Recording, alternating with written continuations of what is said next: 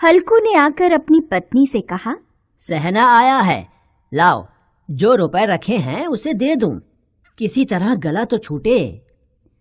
मुन्नी झाड़ू लगा रही थी, पीछे फिरकर बोली, 3 ही तो रुपए हैं, दे दोगे तो कंबल कहां से आएगा?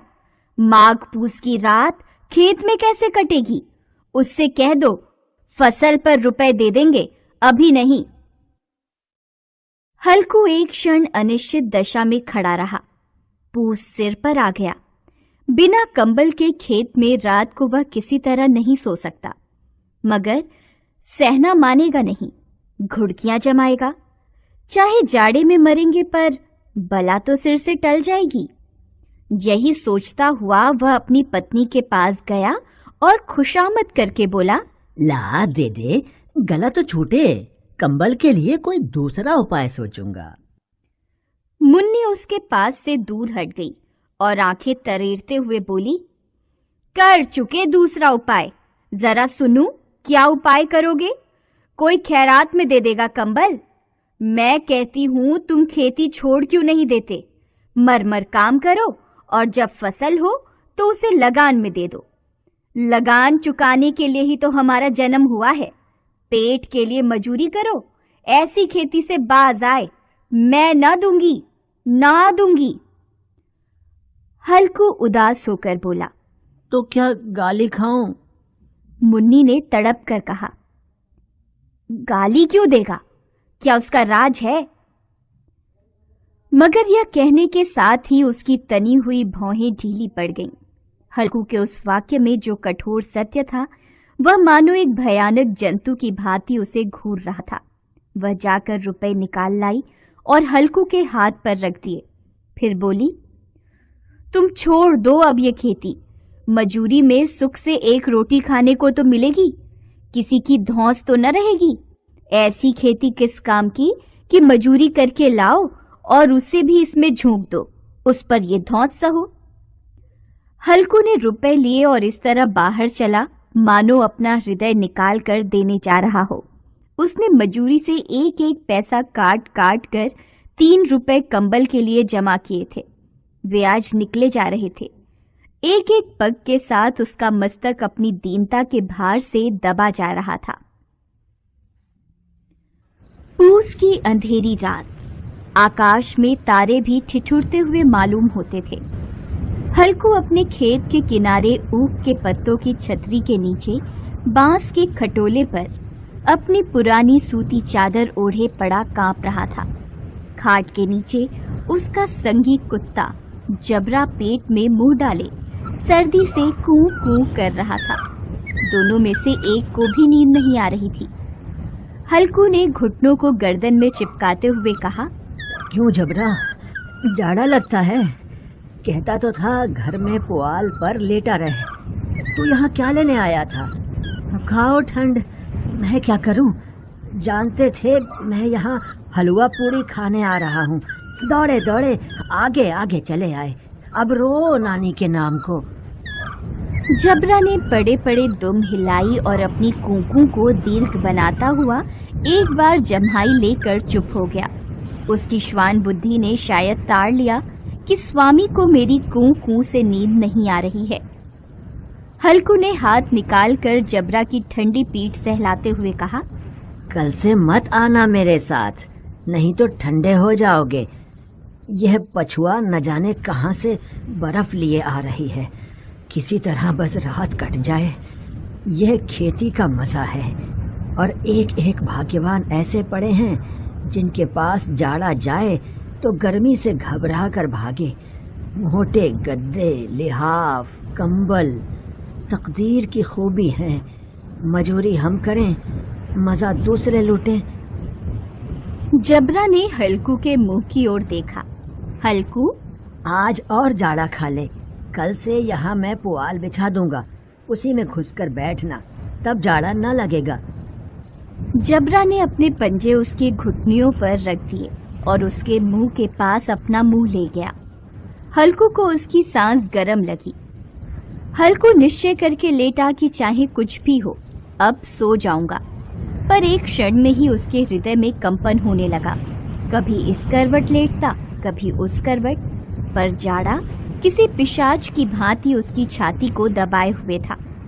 जब किसी तरह न रहा गया, उसने जबरा को धीरे से उठाया और उसके सिर को थपथपाकर उसे अपनी गोद में सुला लिया। कुत्ते की देह से न जाने कैसी दुर्गंध आ रही थी, पर वह उसे अपनी गोद से चिपटाए हुए ऐसे सुख का अनुभव कर रहा था जो इधर महीनों से उसे न मिला था। जबरा शायद समझ रहा था कि स्वर्ग यही है, और हल्कू की पवित्र आत्मा में तो उस कुत्ते के प्रति घृणा की गंध तक नहीं थी। अपने किसी अभिन्न मित्र या भाई को भी वह इतनी ही तत्परता से गले लगाता।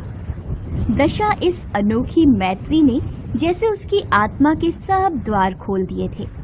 उसका एक एक अणु प्रकाश से चमक रहा था। सहसा जबरा ने किसी जानवर की आहट पाई। इस विशेष आत्मीयता ने उसमें एक नई स्फूर्ति पैदा कर दी थी, जो हवा के झोंकों को तुच्छ समझती थी। वह झपट कर उठा और छतरी के बाहर आकर भौंकने लगा। हल्कू ने उसे कई बार पुचकार कर बुलाया, पर वह उसके पास नहीं आया। खेत में चारों ओर दौड़कर भौंकता रहा। एक क्षण के लिए भी आता तो तुरंत ही फिर दौड़ पड़ता। कर्तव्य उसके हृदय में अरमान की भांति उछल रहा। 1 घंटा और गुजर गया। रात ने शीत को हवा से धधकाना शुरू कर दिया। हल्कू उठ बैठा और दोनों घुटनों को छाती से मिलाकर सिर को उसमें छिपा लिया। फिर भी ठंड कम न हुई। ऐसा जान पड़ता था सारा रक्त जम गया है और धमनियों में रक्त की जगह हिम बह रहा है। उसने झुककर आकाश की ओर देखा कि अभी कितनी रात बाकी है। सप्तर्षि अभी आकाश में आधे भी नहीं चढ़े। ऊपर आ जाएंगे तब कहीं सवेरा होगा। अभी पहर भर से ऊपर रात है। हल्कू के खेत से कुछ दूर आमों का बाग था।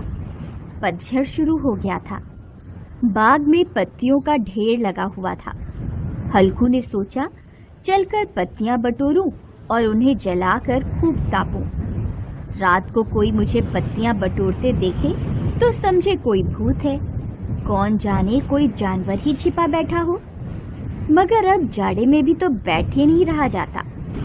उसने पास के अरहर के खेत में जाकर कई पौधे उखाड़ लिए और उनसे एक झाड़ू बनाकर हाथ में सुलगता हुआ उपला लिए बगीचे की तरफ चला। जबरा ने उसे आते देखा तो पास आया और दुम हिलाने लगा। हल्कू ने कहा, अब तो नहीं रहा जाता जबरू, चलो बगीचे में पत्तियां बटोर कर तापें, अभी तो रात बहुत है। जबरा ने कूं कूं करके सहमति प्रकट की और आगे आगे बगीचे की ओर चला। बगीचे में घुप अंधेरा छाया हुआ था और उस अंधकार में निर्दय पवन पत्तियों को कुचलता हुआ चला आता था। वृक्षों से ओस की बूंदें टप टप नीचे टपक रही थीं। हल्कू ने आग जमीन पर रख दी और पत्तियां बटोरने लगा। जरा देर में पत्तियों का ढेर लग गया। हाथ ठिठुरे जाते थे, नंगे पांव गले जाते थे और वह पत्तियों का पहाड़ खड़ा कर रहा था। थोड़ी देर में अलाव जल उठा। उसकी लौ ऊपर वाले वृक्ष की पत्तियों को छू छू कर भागने लगी। हल्कू अलाव के सामने बैठा ताप रहा था। उसने दोनों पांव फैला दिए मानो ठंड को ललकार रहा हो। तेरे जी में जो आए सो कर। ठंड की असीम शक्ति पर विजय पाकर वह विजय गर्व को हृदय में छिपा न सकता था। उसने जबरा से कहा, क्यों जब्बर, अब तो ठंड नहीं लग रही है? जब्बर ने कूं कूं करके मानो कहा, अब क्या ठंड लगती ही रहेगी। पहले से यह उपाय न सूझा, नहीं तो इतनी ठंड क्यों खाते। जबरा ने पूंछ हिलाई। पत्तियां जल चुकी थीं। बगीचे में फिर अंधेरा छा गया था। राख के नीचे कुछ कुछ आग शेष थी, जो हवा का झोंका आ जाने पर जरा जाग उठती थी, पर एक क्षण में फिर आंखें बंद कर लेती थी। हल्कू ने फिर चादर ओढ़ ली और गरम राख के पास बैठा हुआ एक गीत गुनगुनाने लगा। उसके बदन में गर्मी आ गई थी, पर ज्यों-ज्यों शीत बढ़ता जाता था उसे आलस्य दबाए लेता था। जबरा जोर से भौंककर खेत की ओर भागा। हल्कू को ऐसा मालूम हुआ कि जानवरों का एक झुंड उसके खेत में घुस आया है। शायद नीलगायों का झुंड था। उनके कूदने और दौड़ने की आवाजें साफ कान में आ रही थी। फिर ऐसा लगा कि वे खेत में चर रही हैं। उनके चबाने की आवाज सुनाई देने लगी। उसने दिल में कहा, नहीं, जबरा के होते जानवर खेत में नहीं आ सकता। वह नोच ही डालेगा। मुझे भ्रम हो रहा है। अब तो कुछ नहीं सुनाई देता। मुझे भी कैसा धोखा हुआ। उसने जोर से आवाज लगाई, जबरा, जबरा।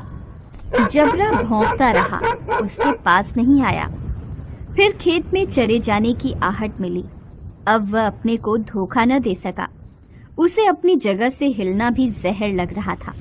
इस जाड़े पाले में खेत में जाना, जानवरों के पीछे दौड़ना असूझ जान पड़ा। वह अपनी जगह से नहीं हिला। उसने जोर से आवाज लगाई, लिहा, लिहा, लिहा। जबरा फिर भौंक उठा। जानवर खेत चर रहे थे। फसल तैयार थी। कैसी अच्छी खेती थी, पर दुष्ट जानवर उसका सर्वनाश किए जा रहे थे। हल्कू पक्का इरादा करके उठा, पर 2-3 कदम पर एकाएक हवा का ऐसा ठंडा, चुभने वाला, बिच्छू के डंक सा झोंका लगा कि वह फिर बुझते हुए अलाव के पास आ बैठा और राख कुरेदकर अपनी ठंडी देह को गरमाने लगा। जबरा अपना गला फाड़े डालता था। नीलगाय खेत का सफाया किए डालती थी और हल्कू गरम राख के पास शांत बैठा हुआ था। अकर्मण्यता ने रस्सियों की भांति उसे चारों ओर से जकड़ रखा था। उसी राख के पास गरम जमीन पर वह चादर ओढ़कर सो गया। सवेरे जब उसकी आंख खुली तब चारों ओर धूप फैल गई थी और मुन्नी कह रही थी, क्या आप सोते ही रहोगे? तुम यहाँ आकर रम गए और उधर सारा खेत चौपट हो गया। हल्कू ने उठकर कहा, क्या तू खेत से होकर आ रही है? मुन्नी बोली, हाँ, सारे खेत का सत्यानाश हो गया। भला ऐसा भी कोई सोता है? यहाँ मड़ैया डालने से क्या लाभ हुआ? हल्कू ने बहाना बनाया, मैं मरते मरते बचा। तुझे अपने खेत की पड़ी है। पेट में ऐसा दर्द हुआ कि मैं ही जानता हूँ। दोनों खेत की दशा देख रहे थे। मुन्नी के मुंह पर उदासी छाई थी, पर हल्कू प्रसन्न था। मुन्नी ने चिंतित होकर कहा, अब मजूरी करके मालगुजारी भरनी पड़ेगी। हल्कू ने प्रसन्न मुख से कहा, रात की ठंड में यहाँ सोना तो नहीं